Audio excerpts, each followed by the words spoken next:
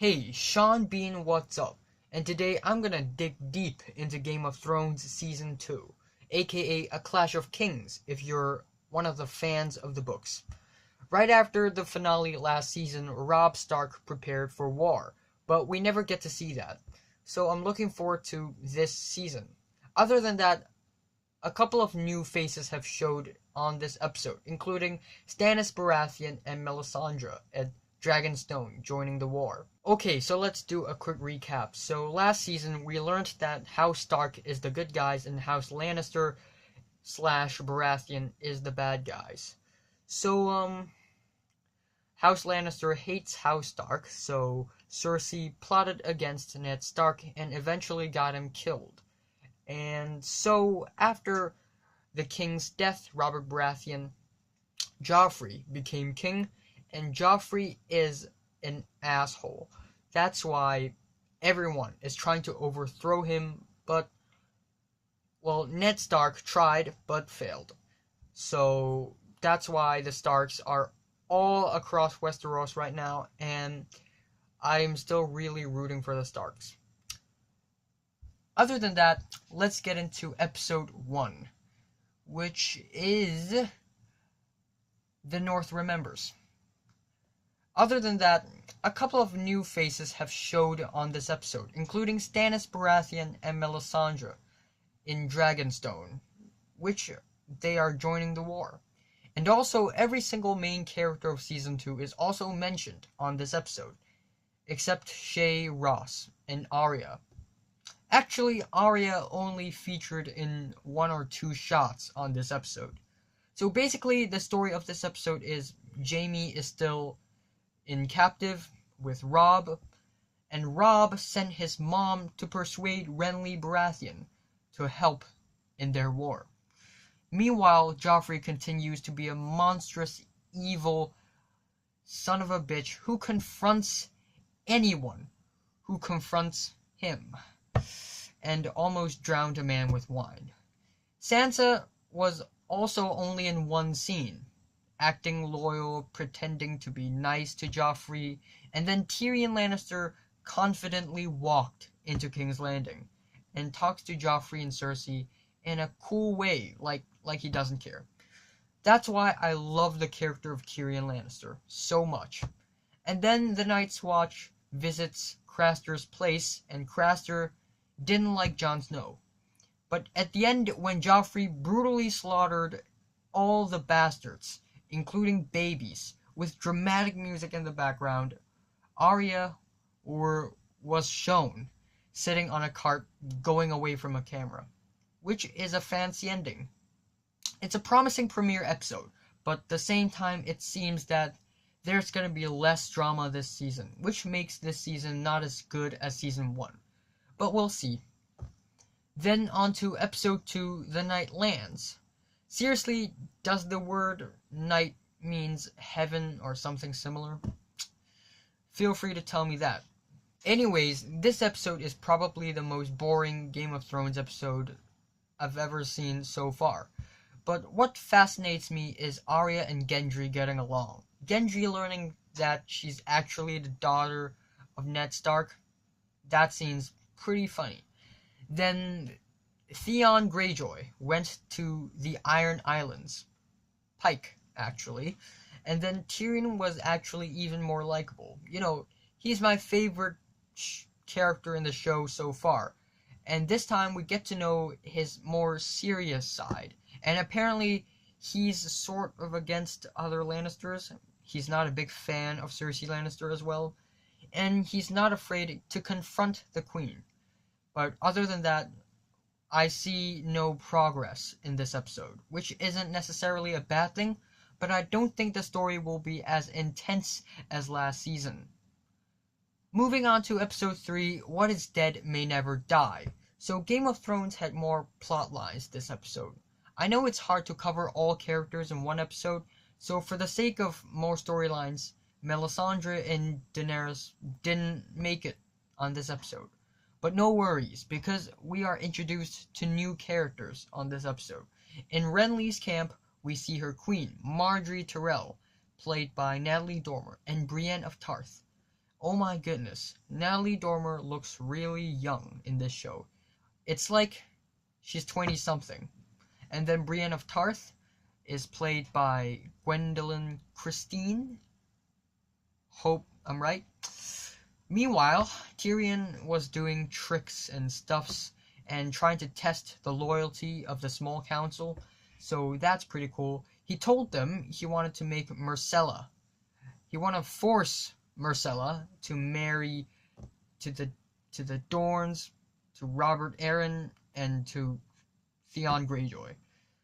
And he told this to Pycelle, Baelish, and Varys, respectively.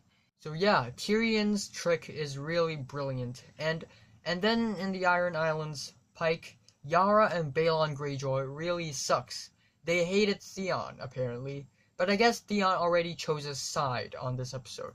At last, at the camps with Yoren, Arya, and Gendry, bad things happened. But I knew what I would do if I'm Arya.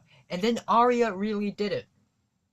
So I'm like, yes, clever girl. So later, Robb Stark continued to win small wars on episode 4, Garden of Bones. Peter Baelish visited Renly's camp, and Renly and Stannis met. Daenerys and her Dothrakis entered Qarth, and Arya and Gendry arrived at Harrenhal. Again, oh my goodness, Joffrey is an even worser person than he previously was. Somebody sent him whores, and instead of being happy, he actually likes to see them hurt each other. So that makes him a sadistic jerk. But on the other hand, Tyrion, he's great. No puns intended. Oh my gosh.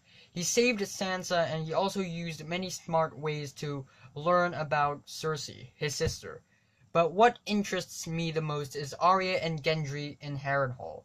They almost died there. No spoilers, by the way. But luckily, Tywin showed up and decided to save those people. So good job. Moving on to episode 5, The Ghost of Harrenhal, which is even better than all the previous episodes. Somehow, in some ways, this episode really covered everything in Westeros happening at that time. On Pike, Theon Greyjoy was still a poor, hated fellow. In Qarth, we see many weird people, like the skinny bald guy, Pyat-Pree, and the masked woman. And first time we see dragons breathe fire. In the north, beyond the wall, the Night's Watch left Craster's Keep, and now they're heading towards the north, looking for Mance Rayder. In Dragonstone, more deaths happened, and Margaery Tyrell being egotistic and ambitious. In King's Landing, not much has happened, but Cersei was hoping the Pyromancer would actually help her in the war. In Harrenhal, Arya and this charming, polite man, Jaqen H'ghar, became friends. He did the unexpected for Arya as well. A shocking first scene and a shocking ending, which is satisfying. And as always, it's good Robb Stark doesn't want the Iron Throne, because one less competitor for the throne, less trouble. So speaking of which, you know what happened if you watched this episode. Then the real drama heats up on episode 6, The Old Gods and the New. Before you think, alright, this episode, Theon Greyjoy still having a hard time on Pike, Arya teaching Gendry how to fight, Jon Snow walking around, Stannis celebrating. No, this is where the real drama comes out. Right off the bat, after the title sequence, Winterfell was in chaos. And then Peter Baelish had to visit Tywin Lannister, cause why not? And you know what happened. And then Jon Snow became a ranger, fought people, which is cool to see, even cooler when they introduce a new character, Ygritte. And it's still really surprising to watch that last couple of scenes. What Asha did to survive and what happened to Daenerys was mind-blowing. So honestly, this episode is really underrated. It is a turning point of the series, and it is a dramatic episode full of surprises. On to episode 7, A Man Without Honor. The word honor has no U, so that means it's American. Anyways, I expect more from this episode. More conflicts, more fight, more interesting things, more suspense. But at the end, this episode still satisfies me. Jaime Lannister was finally trying to escape from the Starks. Theon Greyjoy continued to be mad. Tywin started to suspect people, and Daenerys got set up. And a giant twist happened in Qarth, and Jon Snow was stuck in the wild with Ygritte. The two plotlines that intrigues me the most on this episode is Qarth plotline and the Jon Snow Ygritte plotline. And I really hope to see some kind of twist or surprise later in the series, but we'll see. Moving on to episode 8, The Prince of Winterfell. This episode is the episode where every plotline is going to leave with a cliffhanger, a twist, or something preparing for next episode's grand semi-finale. What will happen to Arya when she escapes? When will happen to Jon Snow when he captured in the wild with Qhorin Halfhand? What will happen to Daenerys when she visits the House of Undying? What will happen to Robb if he doesn't marry to the Frey girl? And most importantly, the war. Tywin was marching out, Stannis was arriving, the Lannisters were preparing, and so as the Starks. Drama really heats up. Funny things about this episode is this episode always has swear words, and this episode always talked about food. Some kind of cherries and pies and desserts and onions, potatoes and beef. I don't know why, but now the element of food is mixed into the dialogues on this episode. I've never heard Game of Thrones, the show, mention that much food before. And it's time for spoilers. When Cersei told Tyrion that she took his whore, I was like, Cersei took Shay? Instead, Cersei took Ross, I think. But Cersei thought it's Shay. So, who catches the last laugh? Still Tyrion. And about the plot twist at the end, I was like, is that even a plot twist? Because the ending of the last episode, I thought the farmer's kids really meant a lot to Maester Luwin. So, Theon hung up Bran and Rickon. But I was like, how come? Bran and Rickon went away, so it's gotta be the farmer's boys. So, apparently, it's not really a twist. Because I already knew it. But I guess it's a good twist for someone who's not smart enough to learn about that. So, case solved. Then it's episode 9, Blackwater. Oh my gosh, it's such a great episode. It wasn't even nominated in the Emmys. What? Come on, nominated. Seriously, this episode is the best episode of the series I've ever watched so far. Although there's no Arya Stark, Jon Snow, or Robb Stark in this episode, it's still a legendary episode. It's already quite intense since Stannis is coming by ships and the army is on the wall. The bells are ringing, the drums are playing. Here we go. There's also an intense scene concerning Bronn and Sandor the Hound Clegane. Luckily, no one is harmed, but speaking of which, the Hound used the F-bomb a lot on this episode. Now we have come to the spoilers again. My favorite Game of Thrones moment so far is the wildfire scene. The scene where Stannis' ships were all holding their bows, watching an empty ship came. The empty ship disposed some green liquid, and Bronn shot a flaming arrow at it. And oh my gosh, the entire fleet exploded in green flames. This is like fulminated mercury from Breaking Bad. Wow. It's so spine-chilling and entertaining to watch this scene. And besides of Davos Seaworth, everyone in Stannis' fleet possibly died. So, I'm rooting for Davos, but I'm not rooting for Stannis. That's why this episode came out satisfying. But later on, Tyrion passed out and Cersei almost poisoned Tommen. Episode 10 is Valar Morghulis. Excuse my Valyrian. This is the most wonderful, magical, epic, both utopian and dystopian episode I've ever seen so far in my life. After the episode, I'm left with, I don't know, post-traumatic Game of Thrones disorder. This is the longest episode since Winter is Coming. It might not be as good as Blackwater, but still, this is where my mind explode. Blackwater is action-packed, intense, revolutionary. And this episode is, again, it's out of the world. It's touching new things, with a bit of pain, guilt, and sadness left behind. Who cares what happened in King's Landing this episode? What happened in Karth, Beyond the Wall, and somewhere in Riverlands is truly stunning. Therefore, I'm also giving a spoiler alert. So, on this episode, Joffrey just awards people happily. What on earth? And now Tywin Lannister is the hand of the king. While Joffrey suddenly fell in love with Marjorie Tyrell and wanted to marry her, and everyone in the world supports that, including Sansa. So, yay, I guess, happy ending for King's Landing. We even also get to see Maester Pycelle's true personality. And Brienne of Tarth and Jaime Lannister really had good chemistry.